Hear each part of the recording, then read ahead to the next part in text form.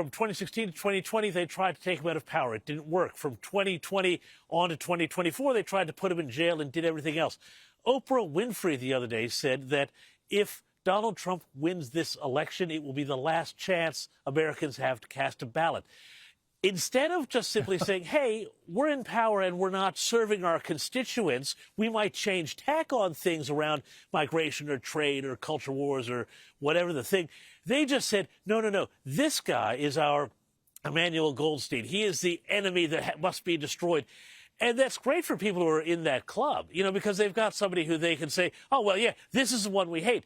But, you know, as the election results show, you know 40% of people maybe hate Donald Trump, you know, really hate the guy. But that's not going to be enough to get you enough extra votes to get you over the line.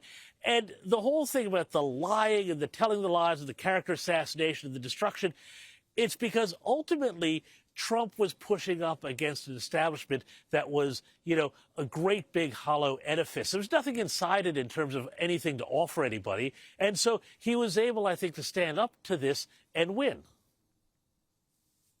Yeah, I think you're right that they didn't have much. Kamala Harris didn't offer much to unify people in terms of something positive. So she unified them by hate, you know, 2-minute hate against Trump, or more like a 2-month hate against him. And I just wonder, particularly with the media falling for this, isn't the lesson for the Democrats in this, and also the left in Australia, humility, James, humility. Stop treating half the voters of the country as racists, as fascists, as garbage. Yeah, well, you know, that's correct. And one of the really interesting things we're seeing out of some of the exit poll results here is that, you know, all of these minority groups, which Democrats had taken for granted, are really starting to shift towards Trump and the Republicans. And this is part of a fundamental realignment that's happening in the political system. And I think it's happening here, too, because, you know, all of these groups that the Democrats had counted on, they realize that this compact that the Democrats and the left offers them, you know, which is really just about, you know, low wages, high crime, dysfunction, you know, culture wars, nuttiness in the schools, doesn't work for them, particularly if they're migrants and they're newcomers and trying to make it in the country. And there's some lessons here also, I think, for Anthony Albanese and Labor, who have been trying to run some real plays out of the Biden playbook. We saw in the Queensland election, you know, let's whip up fear about abortion restrictions, you know, and, you know, ripping off Joe Biden's student loan forgiveness. You know, all of these things didn't work for the Democrats. And if Labor is also concurrently out of ideas in Australia, which it seems like they are, you know, don't rip off these ideas because they don't work for you. I think that's right. Look, I think the Democrats are also going to have to confront how on earth they ended up with a candidate so terrible as Harris. I know the result was relatively close, and yet, I mean, that ignores the advantages of incumbency, the hatred that's been poured on Trump for so long, the massive amounts of money the Democrats had going for them, the incredible media support the Democrats had, and the vilification of Donald Trump. And also some of Trump's unforced errors, I've got to say. I thought he campaigned raggedly, and yet, you know, but they had in Harris someone who had almost no policies, had almost no clue, who was too scared to give a single press conference, who was just trained to perform the same script written for her by faceless backroom people with the same platitudes and even the same gestures. Have a look at this. Are you ready to make your voices heard? Do we believe in freedom? Do we believe in opportunity? Do we believe in the promise of America?